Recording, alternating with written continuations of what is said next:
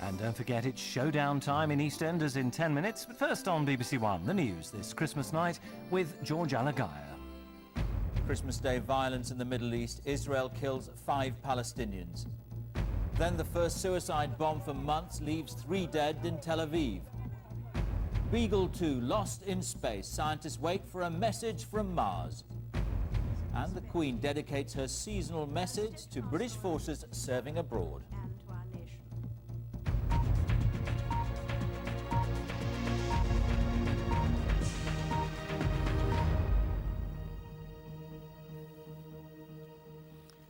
Good evening. 2 deadly attacks within an hour of each other put paid to any chance of a peaceful Christmas in Israel and the Palestinian territories. At least 3 people were killed in a suicide bombing at a bus stop in the Israeli city of Tel Aviv. It came just minutes after an Israeli helicopter attack killed 5 Palestinians in Gaza City, including a commander of the armed Islamic Jihad group. 2 months without an Israeli airstrike until this evening in Gaza. Helicopters fired missiles at this car. The target, a leader of the Islamic Jihad movement, committed to the destruction of Israel. The missiles got their man. But others were killed as well, including passers-by in this, one of the most densely populated areas of the world. And as they've done so many times before, crowds gathered shouting for revenge. They didn't have to wait long for something to happen. Just 40 minutes later, a suicide attack in Israel at a bus stop outside Tel Aviv. Apparently not in direct retaliation for the Gaza strike, but still the first suicide bombing in this country for more than 2 months. Taking away any limited sense of security Israelis had managed to build up. And tonight, as emergency workers clear away the damage, Israel has ordered its standard response, the sealing off of Palestinian towns and cities. Before this week, there had been a relative lull here, and there had been tentative efforts at peacemaking, but they came to nothing. And tonight's attacks show that in the absence of diplomatic momentum, there is only violence. James Reynolds, BBC News, Jerusalem. Pakistan's president has narrowly escaped assassination for the 2nd time in a fortnight. 2 suicide bombers detonated car bombs in Rawalpindi as President Pervez Musharraf's convoy passed by. 14 people died. The president appeared on television tonight saying the attack was carried out by terrorists and extremists. 90 people have been killed in a plane crash in the West African state of Benin. The charter flight carrying Lebanese workers to Beirut went down shortly after takeoff. British experts have confirmed that the suspected case of mad cow disease found in the United States is BSE. Specimens from the suspect animal were sent for testing at a UK laboratory which has more experience of the disease. In just over an hour, British scientists will get a second chance to discover whether the Mars probe Beagle 2 has landed successfully. It should have touched down on the red planet before dawn this morning, but it's failed to beam back a message. A hunt for Britain's missing spacecraft gets underway tonight. This giant radio telescope at Jodrell Bank in Cheshire is pointing directly at Mars, the hope to answer a nail-biting question: has Beagle 2 made it in one piece? What they're listening out for from Beagle 2 is a tiny electronic signal about as powerful as you get from your mobile phone. Now, they may well do that, in which case the project will still be on. But if they hear nothing tonight, the dream of a British Mars mission will be fading very fast. The truth is that no one really knows what's happened. The 7 long minutes of its high-speed descent were always fraught with danger. Missions to Mars have a high failure rate. Beagle 2 does have an ingenious design, but it was built on a tight budget. Is today's silence just something minor or a disaster? At the present time, we do not have a signal from Beagle 2. The mastermind behind the project, Colin Pillinger, remains optimistic. Today, he says, was the first of many chances to communicate with the spacecraft. I am never downhearted. I played it as absolutely straight as we could. We thought we had a good system, and we still think we've got a good system. We haven't given up yet. In a matter of hours, we should hear something definitive about the fate of Beagle 2. Survival and the search for life, or silence and failure. David Schuckman, BBC News. The Queen has paid tribute to the armed forces in her Christmas message. She said she was proud of the way servicemen and women working abroad had responded to the call of duty. And this morning, the Queen made her first public appearance since undergoing surgery 2 weeks ago.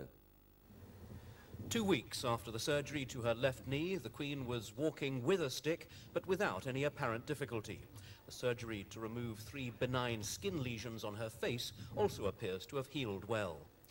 With all her immediate family around her, the Queen is said still to be saddened by the death of one of her corgis, which was attacked on Monday by a bull terrier belonging to Princess Anne.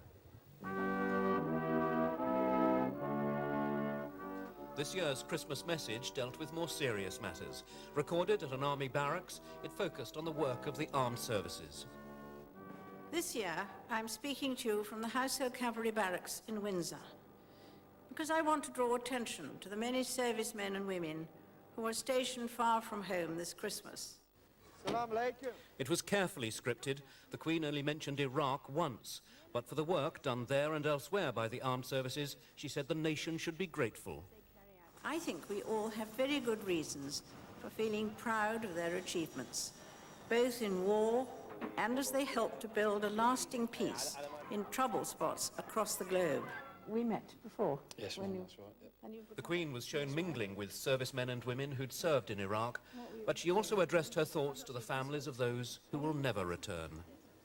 I know that all our thoughts at this time are with the families who are suffering the pain of bereavement. All those who have recently lost a close relative or friend will know how difficult Christmas can be. Tonight, the special Christmas illuminations are giving Buckingham Palace a particularly patriotic feel. And that at the end of a year in which Britain's armed forces were taken to war. And whatever the rights or wrongs of that campaign, as the Queen indicated in her broadcast, they accomplished what was asked of them with distinction. Nicholas Witchell, BBC News, at Buckingham Palace. In his Christmas sermon, the Archbishop of Canterbury, Rowan Williams, called for greater understanding between Christians, Jews and Muslims.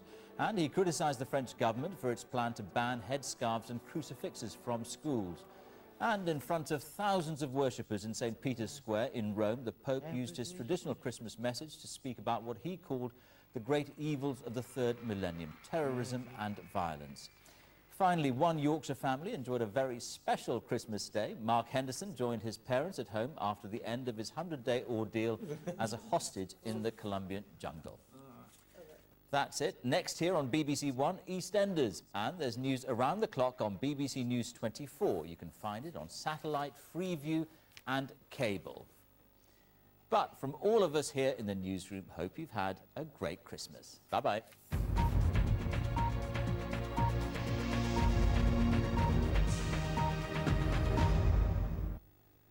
Good evening. It's cold enough tonight for a little bit of white stuff, but really it's just northern Scotland and it's not snow. It's in the form of ice. Northern Scotland then, untreated roads could be a little bit dodgy. But for most of us, the temperatures tonight are above zero, and for most, they're much the same as last night, almost in the mild category. We're still covered in cloud. It is still raining for some, but that has been the case during the days. More specific than it looks. Lancashire, South Cumbria and North Wales have been hit recently with the rain virtually persistent. And rather than go away, it's just going to get worse. And tomorrow looks a very wet day. Not just for Lancashire and North Wales, for the rest of Wales, in fact for the whole UK for a time. But it's where it's rained today and yesterday. Another 2 inches, and that's what's possible, could cause some flooding. Wales, northwest England and southern Scotland in particular, but we'll all see some of it. The rain may not get to the eastern side of England immediately after dawn, but I think it will late morning or in the afternoon. The Hebrides may escape, but I think no one else will. Pretty much a write-off of a day, with temperatures much the same as today's. However, cold air proper is coming back. It doesn't look that warm tomorrow in Highland Scotland, and the cold air will sweep through tomorrow evening. As it does so, a bit of sleet or snow for the mountains of Scotland, the high ground of England. That leads to a rather colder night and a colder Saturday. Cold sunshine or wintry showers, and this is for Scotland, but southern England still could be dragged through the bush backwards with more rain potentially in the southern counties, and also strong winds for a time.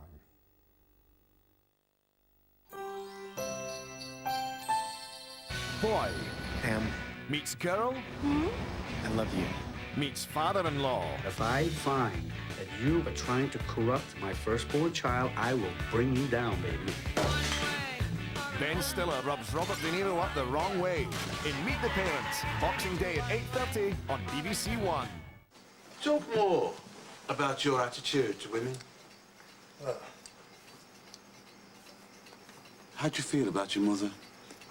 Auf Wiedersehen, Pet, a brand new series starts January the 4th on BBC One.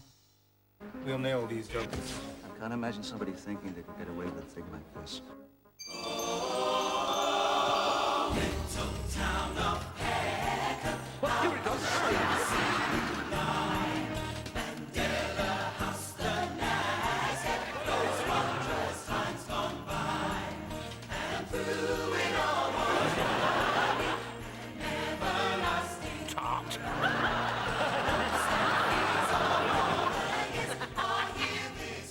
The brand new Only Fools and Horses Christmas Day special straight after EastEnders on BBC One.